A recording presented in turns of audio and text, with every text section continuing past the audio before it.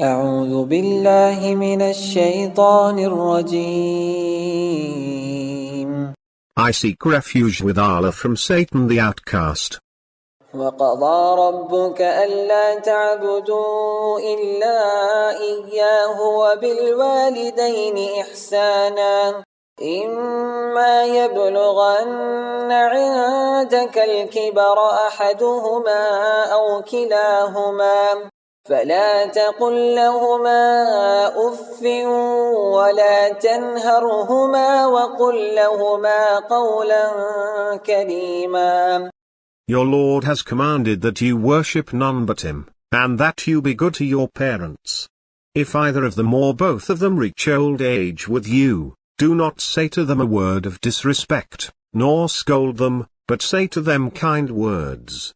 واخفض لهما جناح الذل من الرحمة وقل رب ارحمهما كما ربياني صغيرا.